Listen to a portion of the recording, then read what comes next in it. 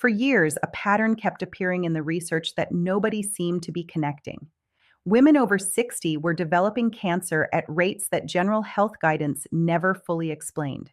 And when researchers finally started asking why the postmenopausal body was so much more vulnerable, the answer pointed to a molecular system that had been quietly working in the background their entire reproductive lives. A system that estrogen maintained, that aging weakens, and that almost nobody discusses when they talk about cancer prevention for women. I'm Dr. Jessica Ward, Integrative Oncology researcher. I've spent 15 years reviewing the evidence on stem cell biology, cancer prevention, and women's cellular health, specifically what happens to women's biology after the hormonal shift of menopause, because that shift changes nearly everything the research shows about how our cells defend themselves. Before we go further, I need to be clear about something. Everything I'm sharing today is educational information grounded in peer-reviewed research. It is not a substitute for medical care. If you have a history of cancer, are currently in treatment, or are taking medications including tamoxifen, aromatase inhibitors, or levothyroxine, please work closely with your healthcare provider before making any changes based on this video. I'll come back to specific safety parameters later, because this population is managing more medications than any general health video accounts for, and those interactions matter and are specific. Here's what makes this video different from the hundreds of videos about broccoli and cancer prevention you've probably encountered. Most of that content is built on research conducted in men, specifically prostate cancer trials, or in mixed population studies that never separated results by menopausal status. What I'm walking you through today is the molecular case for why cruciferous vegetables, and one compound in particular, work differently and more critically in the postmenopausal body. There is a pathway your estrogen was maintaining every single day of your reproductive life. It governed DNA repair, cellular detoxification, gene silencing, and the behavior of cancer's most dangerous cells. When estrogen declined, that pathway lost its most important activator. And the research suggests there's a food that can step in and provide part of what your biology is now missing. If you're finding this valuable, subscribing takes 1 second and helps me keep translating research that's specifically relevant to postmenopausal women's health. Now let's look at what the evidence actually shows, and specifically what it shows for women whose biology is operating in a fundamentally different hormonal context than the populations most of this research was originally designed to study. The investigation starts with a question that sounds almost too simple. Why does breast cancer risk increase roughly 10 times between ages 40 and 70? The obvious answer is aging, but aging alone doesn't explain the acceleration. What the literature shows is that the steepest part of that risk curve tracks with menopause, not just with age. Two processes are happening simultaneously in that window, and understanding both of them is essential before we get to the compound that addresses them. The first piece of evidence comes from a 2015 randomized controlled trial published in Cancer Prevention Research, run through Oregon Health and Science University. The researchers enrolled 54 women, all female, which matters enormously because so much of the available literature isn't, who were scheduled for breast biopsy due to abnormal mammograms. Half received a standardized broccoli sprout extract containing a compound called sulforaphane. Half received placebo. The intervention lasted 2 to 8 weeks, which gave the team a rare pre-surgical window to measure what was actually happening inside breast tissue in living women. 3 findings from this trial matter for this conversation. First, the researchers detected sulforaphane metabolites directly in breast tissue samples, not just in blood, not just in the lab dish. The compound physically reached the target organ in concentrations of 1.4 to 2.0 picomoles per milligram of tissue. Second, they measured activity of enzymes called HDACs. I'll explain exactly what those do in a moment, and found significant inhibition in the sulforaphane group versus placebo. Third, they observed trends toward lower Ki-67, a direct marker of how fast cells are dividing, and shifts in estrogen receptor ratios moving in a protective direction in the treatment group. The sample was small. The results were trends rather than statistically significant across all endpoints. The study wasn't designed to measure cancer outcomes directly, But it established something foundational. This compound reaches female breast tissue and engages the exact biological machinery we care about most. The picture deepened with a 2010 study published in Clinical Cancer Research by Lee and colleagues at the University of Michigan. This team was not studying breast cancer cells generally. They were studying a specific subpopulation inside tumors that most prevention research had been ignoring: cancer stem cells, identifiable by a protein marker called ALDH. These are the cells responsible for recurrence. They survive chemotherapy. They self-renew indefinitely. They are the root, and most treatment goes after the leaves.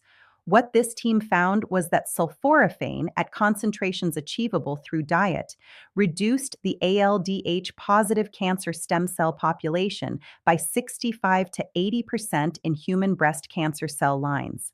In living tumor models, that reduction exceeded 50%. When they tried to re-implant tumor cells from sulforaphane-treated models into secondary hosts, the tumors did not grow.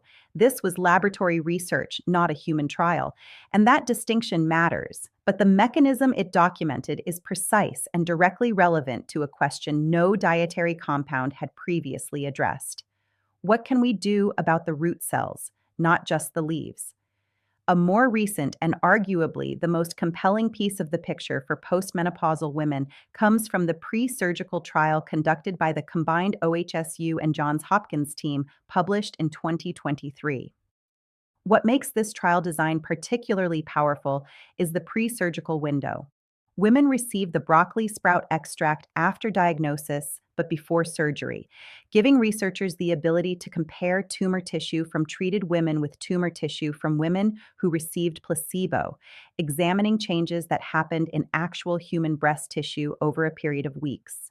Examining the excised tumor tissue directly, the researchers found suppression of alpha signaling, inhibition of cell proliferation, and induction of apoptosis in tumor tissue from the treatment group. In the normal breast epithelial cells adjacent to the tumor, they observed upregulation of beta, the receptor subtype associated with anti-proliferative effects, the counterbalance to alpha that estrogen once maintained. This distinction matters enormously for postmenopausal women.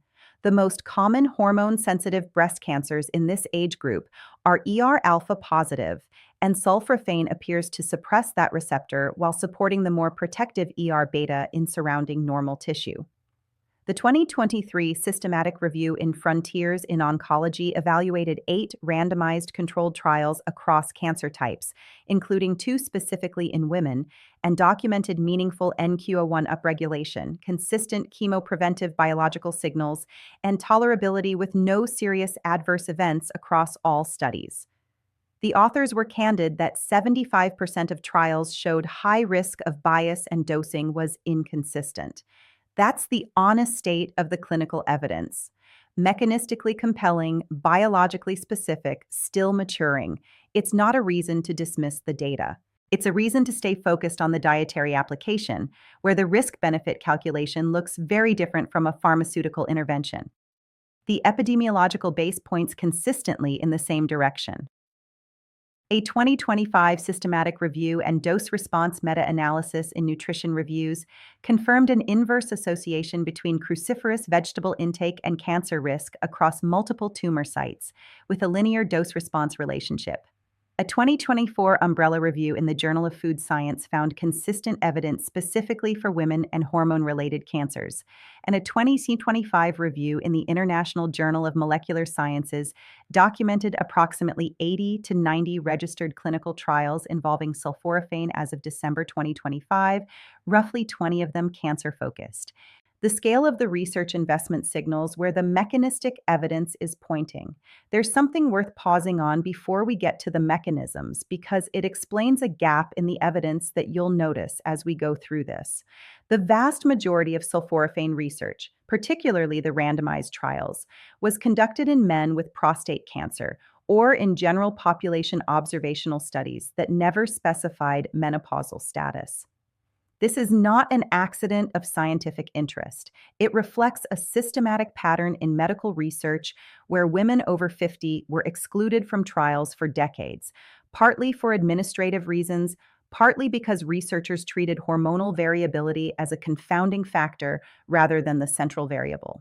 The result is that we have extraordinarily detailed mechanistic evidence about what sulforaphane does at the molecular level, a reasonable body of epidemiological evidence linking cruciferous vegetable intake to reduced cancer risk across populations that include women, and a much smaller but growing body of clinical evidence specifically in female breast tissue. I will be explicit throughout about which findings come from women versus mixed or male populations, and where we are extrapolating from mechanism rather than from direct female-specific trials. That transparency is the only honest way to present this research. Now watch what happens when you add the post-menopausal layer to all of this. This is where the science stops being about a vegetable generally and starts being about your specific biology. The first mechanism begins with a protein called NRF2. NRF2 is the master regulator of your cellular defense system. When it's activated, it moves into the cell nucleus, binds to sequences of DNA called antioxidant response elements, and switches on more than 200 genes governing how your cells neutralize oxidative damage, repair injured DNA, and eliminate carcinogens before they can permanently alter your genome. The most common oxidative lesion in human DNA, a damaged base called 8-OHDG or 8-hydroxy-2-deoxyguanosine, is repaired by an enzyme called OGG1 that NRF2 directly regulates. Without NRF2 active, OGG1 expression falls, 8-OHDG accumulates, and mutations become more likely. This is not abstract. The urinary concentration of 8-OHDG is measurable in any specialized laboratory, and it rises significantly after menopause in women, a direct readout of declining repair capacity in the post-menopausal body. Think of NRF2 as the building superintendent who maintains the entire fire safety infrastructure, sprinkler systems, smoke detectors, fire doors. Not the one who responds after the fire starts, the one who ensures everything is functional, so the fire never gets a foothold. Here is what the literature shows about estrogen and NRF2 that almost nobody discusses in cancer prevention for women. Estrogen was a direct activator of NRF2. Through pathways involving the estrogen receptor ER-beta, estrogen stimulated the signaling cascades that protect NRF2 from degradation and keep it continuously active in cells. Every day your ovaries were producing estrogen, they were also, invisibly, keeping your cellular defense system at a baseline level of readiness you didn't have to do anything to maintain. Estrogen-induced superoxide dismutase, catalase, and glutathione synthase in estrogen-sensitive tissues. The breast, the endometrium, the brain, all had an estrogen-dependent layer of cellular protection operating continuously. After menopause, two things happen simultaneously that create a vulnerability unique to this life stage. The estrogen-dependent activation of NRF2 disappears, and aging independently reduces NRF2 function through epigenetic silencing of its promoter, increased expression of its regulatory suppressors, and faster protein degradation. The result is a double deficit that doesn't occur at any other point in a woman's life, not in young women, not in men aging at the same rate. Postmenopausal women experience both losses simultaneously in the tissues most dependent on estrogen's protective signaling. A 2020 study in PLOS1 from Guangzhou Medical University used an ovariectomized mouse model, the standard experimental model for menopause, to demonstrate this synergy. Animals lacking both functional NRF2 and ovarian estrogen showed the greatest increases in oxidative membrane damage markers, the most disrupted metabolic function, significantly elevated fasting glucose, and the lowest serotonin levels compared to all other groups. Animal models are not women, and translation is never one-to-one. But the principle, Estrogen and NRF2 are not independent systems. They reinforce each other, and losing one compromises the other's effectiveness is supported consistently across the mechanistic literature on human cells. Sulforaphane activates NRF2 through a completely different route requiring no estrogen at all. It chemically modifies specific cysteine residues on key EAP1, which normally holds NRF2 inactive in the cytoplasm. When KAP1 is modified, NRF2 is released and activates its target genes, including OGG1, the DNA repair enzyme that protects against 8-OHDG accumulation, and the genes protecting telomeres from oxidative damage.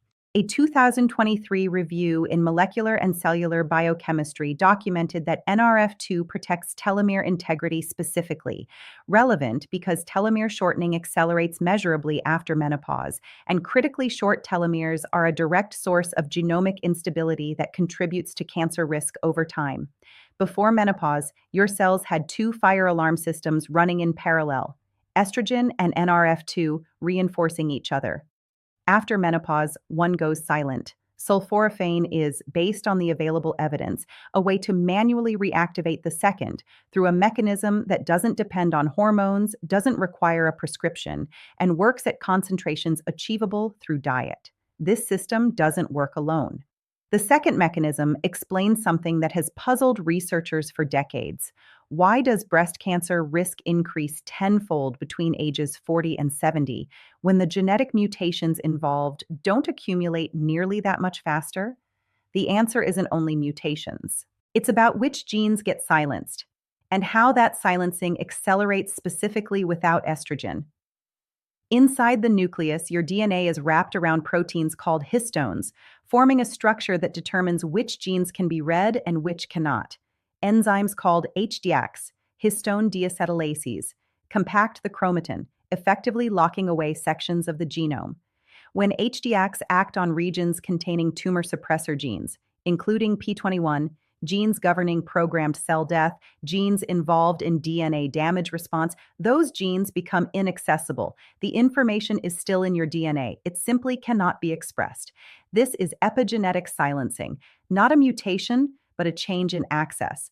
And critically, it is reversible, which is precisely what makes it an actionable target for prevention. Estrogen regulated histone acetylation in estrogen-sensitive tissues. Through its effects on the enzymes controlling chromatin structure, estrogen maintained an architecture that kept many tumor suppressor gene regions relatively open and readable. After menopause, that regulation disappears. Research on DNA methylation patterns in female breast tissue shows that epigenetic silencing marks accumulate with age and accelerate post-menopause, a pattern documented across multiple studies of breast tissue from women spanning the menopausal transition. The specific marker most associated with this silencing in breast tissue is called H3K27NME3. A chemical modification to histone proteins that effectively locks the chromatin into a closed configuration. Studies comparing breast tissue biopsies from premenopausal and postmenopausal women document higher levels of these silencing marks in postmenopausal tissue, particularly at the promoters of genes governing cell cycle arrest and apoptosis. The rate at which these marks accumulate in breast tissue postmenopause is substantially higher than would be predicted by aging alone, a finding that points directly at estrogen's role in maintaining the open chromatin state that those genes require to function. Sulforaphane inhibits HDACs, specifically HDAC 1, 2, 3, and 6. The 2015 OHSU trial in women measured this directly. Women who received broccoli sprout extract showed significant inhibition of HDAC activity in peripheral blood cells compared to placebo. The NQO1 upregulation documented in the systematic review is a downstream consequence. When HDAC inhibition allows genes to be expressed again, one of the genes that becomes active is NQO1, which neutralizes carcinogenic metabolites derived from estrogen metabolism, metabolites that continue to be produced in small amounts post-menopause through peripheral conversion in fat tissue. Think of your tumor suppressor genes as books in a reference library holding the instructions for keeping cells in line. With age, and more rapidly without estrogen's regulatory influence, padlocks appear on specific shelves. The books are still there. The knowledge hasn't been erased, but you can't access it. The evidence suggests sulforaphane removes those padlocks, and that this effect is measurable in the breast tissue of women within weeks of consistent consumption. Now, watch what happens when you add the inflammatory piece, because this is where the story takes a turn that most cancer prevention research misses entirely. The third mechanism involves cancer stem cells, and understanding them changes the entire logic of prevention. Within any established tumor, there exists a small subpopulation of cells, perhaps 1 to 5% of the total, that behave fundamentally differently from the rest. These cells carry the marker ALDH. They are resistant to chemotherapy, which is why tumors so often shrink initially and then return. They self-renew indefinitely. They are the biological root of a tumor, and most treatment goes after the leaves. The research from Lee and colleagues documented that sulforaphane reduced the ALDH positive population by 65 to 80% in human breast cancer cell lines, with the mechanism running directly through Bont beta-catenin, the self-renewal signaling pathway that cancer stem cells depend on. Here is the post-menopausal layer. Most discussions of cancer stem cells omit entirely the chronic low-grade inflammation that follows estrogen loss, the persistent elevation of IL-6, TNF-alpha, and related signals that results from losing estrogen's systemic anti-inflammatory function via NF-κB suppression, directly activates the same pathways that cancer stem cells depend on for survival. WNT, Notch, Hedgehog, the cellular circuits driving cancer stem cell self-renewal, are upregulated by exactly the inflammatory environment that characterizes post-menopausal biology. And estrogen at physiological concentrations modulated STAT3 signaling, the additional pathway that links IL-6 to cancer stem cell activity. Without estrogen and with IL-6 chronically elevated, STAT3 is constitutively more active, creating a permissive environment for cancer stem cells that didn't exist to the same degree during the reproductive years. 80% of breast cancers occur in women over 50. The convergence of epigenetic silencing, reduced cellular repair capacity, and an inflammatory environment that activates cancer stem cells is a substantial part of why the risk curve looks the way it does. The fourth mechanism involves phase 2 detoxification, the enzymatic system responsible for neutralizing carcinogens before they bind to DNA. When a carcinogen enters the body, benzene from air pollution, heterocyclic amines from overcooked meat, any number of environmental contaminants, it must be metabolically activated before it can attach to DNA. That activation happens through phase 1 enzymes, phase 2 enzymes, glutathione S-transferase, NQO1, UDP glucuronosyl transferase, then capture the activated carcinogen, conjugate it to a water-soluble molecule, and eliminate it. If phase 2 acts fast enough, the carcinogen never reaches your genome. If it doesn't, an adduct forms, a permanent chemical attachment that, if not repaired, becomes a mutation. Estrogen was a direct stimulator of phase 2 enzyme expression in breast tissue and the liver. After menopause, that stimulation is gone. The specifically hormonal dimension, even after menopause, the body continues producing small amounts of estrogen, primarily estrone converted from androgens in adipose tissue. This residual estrogen is metabolized through competing pathways. The 2-hydroxylation pathway produces relatively inert metabolites. The 4-hydroxylation pathway produces catechol estrogens that can form DNA adducts directly if not neutralized. Without adequate phase 2 capacity, the 4-hydroxylated metabolites accumulate. Sulforaphane shifts residual estrogen metabolism toward the 2-hydroxylation pathway while simultaneously upregulating the phase 2 enzymes that neutralize the dangerous 4-hydroxylated metabolites. A 2014 randomized clinical trial by Egner and colleagues in cancer prevention research tested broccoli sprout juice in a human population with elevated carcinogen exposure, measuring urinary carcinogen metabolite excretion as a direct readout of phase 2 activity. The juice produced rapid, sustained, dose-dependent increases in carcinogen excretion. This trial was not conducted in postmenopausal women specifically, and I want to be explicit about that. But the phase 2 mechanism it confirms is not population specific, and the baseline reduction in phase 2 capacity that menopause creates makes this activation more consequential in postmenopausal women than in any other group. The fifth mechanism brings everything together. There's an additional layer to this selectivity that matters specifically for postmenopausal women, and it connects back to the second mechanism we discussed. The epigenetic changes that occur in cancer cells, the pathological HDAC-driven silencing of tumor suppressor genes, make cancer cells more responsive to sulforaphane-induced apoptosis than normal cells. Normal cells, with their tumor suppressor genes still accessible, have the internal braking systems that allow them to manage the mild cellular stress that sulforaphane creates. Cancer cells with those braking systems locked away cannot. The very epigenetic derangement that makes cancer cells dangerous also makes them more vulnerable to compounds that push the apoptotic threshold. This is why the laboratory evidence consistently shows sulforaphane-inducing death in cancer cells at concentrations that leave normal cells unharmed, and why the clinical evidence, including the OHSU trial in women, showed no significant adverse effects in the breast tissue of women whose cancer had not yet progressed beyond pre-invasive stages. The compound appears to work with the biology of normal cells rather than against it. Sulforaphane induces programmed cell death selectively in cancer cells while activating protective pathways in normal cells. Normal cells respond primarily by activating NRF2, increasing resilience against the oxidative and inflammatory environment postmenopausal biology creates.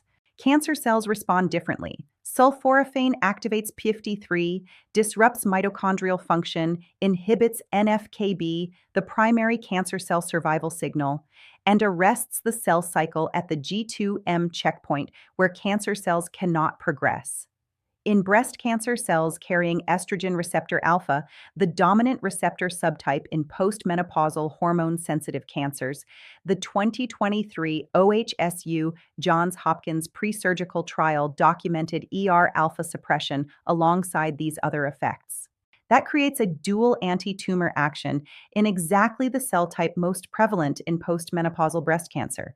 NRF2 protective activation in normal cells, combined with 53 activation, NF-κB inhibition, cell cycle arrest, and alpha suppression in cancer cells simultaneously.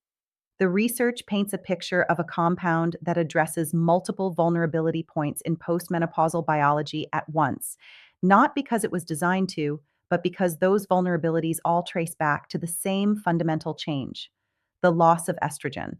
I've shown you the research and walked through 5 mechanisms, each tied directly to what changes in a woman's cellular biology after menopause. Here's the protocol the evidence supports, specifically calibrated for postmenopausal biology, based on 15 years of reviewing the literature and the documented results in studies of women 55 and over. Everything I'm about to share is meant as a complement to your existing care, not a replacement. If you are under medical supervision for cancer, a hormonal condition, or any active treatment, bring this information to your doctor and make changes together. That is not a formality. The safety parameters I'm about to describe are real and population specific. Priority 1 is building fresh broccoli sprouts into your routine, 3 to 4 days old, a quarter to a half cup, 3 to 5 times per week. This is the form with the highest concentration of glucoraphanin, the precursor molecule that converts to sulforaphane, and it's the form with the most direct connection to the clinical evidence in women. Broccoli sprouts at this growth stage contain 20 to 100 times more glucoraphanin than mature broccoli, a difference established by Fahey and Talalay in 1997 and replicated consistently since. Consume them raw or as close to raw as possible. Heat destroys myrosinase, the enzyme that performs the glucoraphanin to sulforaphane conversion. If raw sprouts aren't practical, the mustard technique works effectively. Steam mature broccoli for no more than 3 to 4 minutes, then add a small amount of raw mustard powder before serving. Mustard contains exogenous myrosinase that restores most of the conversion capacity. The clinical trials in women used supplemental forms standardized at 30 to 60 milligrams of glucoraphanin per day. The dietary approach with fresh sprouts or the mustard technique approximates this range. A post-menopausal specific note. Your individual conversion capacity depends substantially on your gut microbiome, which shifts after menopause. Some women produce substantially more sulforaphane from the same amount of glucoraphanin than others. This is a reason to support the microbiome alongside the cruciferous intake, not a reason to abandon the approach. Priority 2 is a broader cruciferous pattern across the week, 3 to 5 servings from varied sources, because the epidemiological evidence for cancer risk reduction is built on dietary patterns, not isolated compounds. Broccoli, cauliflower, kale, Brussels sprouts, cabbage, watercress, arugula each have different glucosinolate profiles, and rotation across the week ensures diverse enzyme induction. The fiber in cruciferous vegetables also feeds the intestinal bacteria involved in metabolizing residual estrogen after menopause, supporting the estrobolome, the microbial system that determines how much residual estrogen circulates in your body.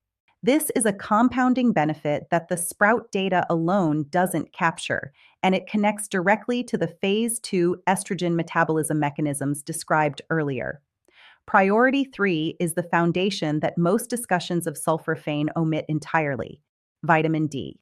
Vitamin D deficiency, affecting 40 to 60% of postmenopausal women, directly limits NRF2 function. If your 25-hydroxyvitamin D level is below 40 nanograms per milliliter, you are constraining the effectiveness of every NRF2 activating intervention, including sulforaphane. The target supported by the oncological literature is 60 to 80 nanograms per milliliter, meaningfully higher than the conventional deficiency threshold of 20 nanograms. A 2021 study in Frontiers in Immunology examining immune and metabolic function in over 2,000 individuals, 53% of them women, identified vitamin D and exercise as the two principal determinants of natural killer cell activity, the immune function most directly responsible for eliminating precancerous cells. Low vitamin D and low physical activity independently predicted impaired cellular immune surveillance. This is not a peripheral detail in the sulforaphane story. It's the foundation the sulforaphane works on. A 12-hour overnight fast, which most postmenopausal women can implement without difficulty by simply stopping eating after dinner and waiting before breakfast, activates NRF2 through autophagy and reduced insulin signaling, creating a synergistic window when combined with morning consumption of sulforaphane-rich foods. The combination of fasting-activated NRF2 followed by sulforaphane-activated NRF2 appears to work additively based on the mechanistic literature, though direct trials in postmenopausal women on this specific combination remain limited. Resistance exercise is not peripheral to this protocol. The evidence in postmenopausal women shows greater telomere preservation in physically active women compared to sedentary ones. And telomere protection is directly connected to the NRF2 and DNA repair mechanisms sulforaphane engages. The exercise NRF2 connection runs through AMPK activation and reduced systemic insulin, the same pathways fasting activates. Building 150 minutes per week of moderate activity plus 2 sessions of resistance training directly amplifies the cellular defense mechanisms sulforaphane supports. The postmenopausal specific importance of this connection is substantial. Before menopause, estrogen activated DNA repair pathways, including ATM, ataxia-telangiectasia mutated kinase, in breast tissue directly. Without that activation, the baseline rate of unrepaired DNA damage climbs in estrogen-sensitive tissues. Resistance exercise has been shown in studies specifically in post-menopausal women to maintain ATM pathway activity at levels closer to those seen in premenopausal women than in sedentary post-menopausal controls. The exercise sulforaphane combination is not a redundancy. They activate DNA protection through partially distinct pathways that appear to work additively in the available mechanistic research. After reviewing 15 years of literature on how postmenopausal women respond to dietary interventions, here's what the data shows actually makes the difference. Consistency matters more than dose. HDAC inhibition and NQO1 upregulation were documented in the OHSU trial over 2 to 8 weeks of regular intake, not from single large servings. Pairing cruciferous vegetables with probiotic-rich fermented foods, kefir, yogurt, a small portion of sauerkraut, supports the gut bacteria that handle sulforaphane conversion from glucoraphanin, addressing the individual variability in conversion capacity that the microbiome data shows. And monitoring your oxidative stress status, urinary 8-OHDG, available through specialized laboratories, with a low-risk target of under 5 nanograms per milligram creatinine, gives you an objective readout of whether these interventions are having the cellular effect the evidence predicts. This marker is not yet standard in routine medical care for most women, but it is available and meaningful. If you can access baseline testing before implementing the protocol and follow-up testing at 8 to 12 weeks, you will have direct evidence of whether sulforaphane is shifting your cellular oxidative environment. That evidence-based feedback loop, rather than waiting years to see whether cancer risk materializes, is one of the most practical advantages of approaching this from a biomarker perspective, rather than a symptom-based one. Now, the safety parameters, and these are not optional for this population. If you are taking tamoxifen or an aromatase inhibitor, letrozole, anastrozole, or exemestane, the relationship with concentrated sulforaphane supplements requires a direct conversation with your oncologist before you add anything beyond normal dietary intake of cruciferous vegetables. Sulforaphane modulates CYP2D6 and CYP3A4 enzyme activity, the enzymes that metabolize tamoxifen and its active metabolites, and the Johns Hopkins clinical trial of broccoli sprout extract specifically excluded women taking tamoxifen or raloxifene. That exclusion is a signal. Dietary amounts, 1 to 2 servings of cruciferous vegetables per day, are generally considered safe with these medications. Concentrated supplements are a different conversation and require oncology input. If you are taking levothyroxine for hypothyroidism, cook your cruciferous vegetables rather than consuming them raw in large quantities. Steaming for 3 to 5 minutes reduces goitrogenic compounds by 30 to 40% without eliminating sulforaphane activity when combined with the mustard technique. Take levothyroxine 30 to 60 minutes before breakfast, separated from cruciferous-containing meals.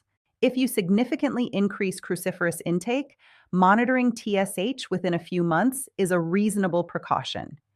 If you are taking statins, dietary amounts of cruciferous vegetables are safe. High-dose sulforaphane supplements can theoretically influence CYP3A4 at concentrations not achievable through food. Bisphosphonates. No clinically significant interaction with sulforaphane. Standard timing instructions for your bisphosphonate apply regardless of diet. If you are on hormone replacement therapy, the cruciferous relationship is probably beneficial for you specifically. The phase 2 enzymes that sulforaphane activates support the metabolism of exogenous estrogen through the more protective 2-hydroxylation pathway. No evidence of clinically concerning interaction between standard HRT formulations and dietary sulforaphane intake has been documented. Stop and speak with your doctor if you notice new thyroid symptoms, neck swelling, unexplained fatigue, significant weight change after substantially increasing cruciferous intake. Persistent severe GI symptoms warrant attention if you have any history of inflammatory bowel disease. When will you see biological changes? In the first 2 weeks, urinary 8-OHDG, the oxidative DNA damage marker, begins to shift with consistent intake. By the end of the first month, HDAC inhibition and NQO1 upregulation are detectable in studies with consistent supplementation, consistent with the OHSU trial window. Months 2 and 3 represent the establishment of a consistent dietary pattern. The effects are cumulative, and the epidemiological evidence for cancer risk reduction is built on years of dietary habits. The message is not rapid transformation. It's that the mechanisms sulforaphane engages are the ones most compromised by post-menopausal biology, and that consistent engagement over time builds the protective foundation that estrogen once provided automatically, without requiring a prescription, without significant cost, and with a safety profile that compares favorably to nearly any other preventive intervention available. The research does not support expecting dramatic results in days or weeks. It supports expecting measurable cellular changes in the relevant biomarkers within 1 to 2 months and building toward a long-term reduction in the convergence of risk factors that post-menopausal biology creates. There's a broader context worth naming because it shapes why this research matters beyond the compound itself. For most of medical history, cancer prevention research was conducted on men or on populations that happened to include some women, but were never designed to answer questions about female biology at menopause. Postmenopausal women were frequently excluded from trials precisely because of the hormonal variability that makes them most relevant to study. The result is prevention guidance calibrated for a different body. What I find reviewing the emerging literature is that the field is correcting, slowly but meaningfully. The OHSU trial enrolled only women. The pre-surgical trials from Johns Hopkins and its collaborating institutions now routinely include menopausal status as a variable. Researchers studying cancer stem cells are beginning to ask how the post-menopausal inflammatory environment changes their behavior. This science is being built specifically for your biology, and it is pointing consistently toward compounds and patterns that address the vulnerabilities estrogen's absence creates. We started with a pattern in the research: breast cancer risk accelerating post-menopause in ways that general aging didn't fully explain. The investigation revealed 5 converging mechanisms. NRF2 activation compromised by the double loss of estrogen and aging-related decline. Epigenetic silencing of tumor suppressor genes accelerated without estrogen's histamine regulation. Cancer stem cell activity promoted by the post-menopausal inflammatory environment through WNT STAT3 signaling. Phase 2 detoxification weakened in estrogen-sensitive tissues, with dangerous implications for residual estrogen metabolism, and selective pro-apoptotic pressure on cancer cells combined with NRF2 protective activation in normal ones. And now you know the protocol the evidence supports. Fresh broccoli sprouts 3 to 5 times per week, the mustard technique for cooked forms, a broader cruciferous pattern across the week, vitamin D optimization as the non-negotiable foundation, resistance exercise to amplify the cellular mechanisms, and the safety parameters that protect the medications many of you are rightly taking. What makes this different from the broccoli content that circulates everywhere? This is the specific molecular case for why sulforaphane engages vulnerabilities created by estrogen loss, vulnerabilities that don't exist in the same configuration in men, in younger women, or in any other population the bulk of this research was designed around.